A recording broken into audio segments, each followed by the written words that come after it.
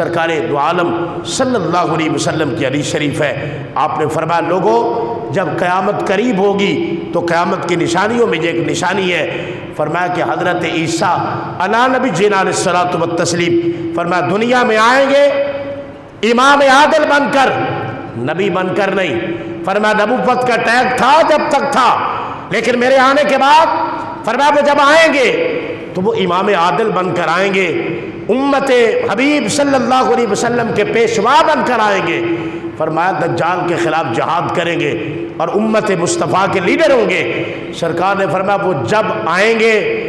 جب زمین پر ان کا نزول ہوگا، فرمایا سب سے پہلا کام وہ کیا کریں گے؟ فرمایا بیت اللہ شریف کا طواف کرنے آئیں گے۔ کون؟ حضرت عیسیٰ علیہ السلام۔ فرمایا طواف کعبہ کرنے آئیں گے، طواف کعبہ کرنے کے بعد فرمایا پھر مدینہ المنورہ میں آئیں گے، اگر سرکار کی حدیث نہ ہو میں جرمدار، فرمایا پھر میرے شہر مدینہ پاک میں آئیں گے، فرمایا آ کر میرے گنبد کے سامنے، روضہ پاک کے سامنے کھڑے ہو کر کہیں گے یا محمدہ، اے محمد پاک صلی اللہ علیہ وسلم آپ پر سلام ہو، فرمایا میں ان کے سلام کا جواب دوں گا،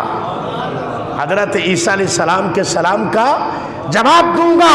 فرمایا وہ سلام کریں گے اور میں ان کے سلام کا جواب دوں گا۔ حضور ارشاد فرما رہے اس کا مطلب یہ ہوا جو بھی حضور کا خادم وہاں جائے اور جا کر جب سلام پیش کرتا ہے آقا کی بارگاہ میں،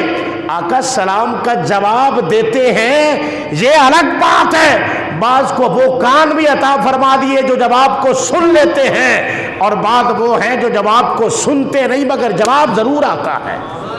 بعض وہ ہیں جو جواب کو سن نہیں پاتے، بعض وہ جن کو اللہ نے وہ قوت سماعت عطا فرمائی ہے، اپنی اپنی پہنچ کی بات ہے۔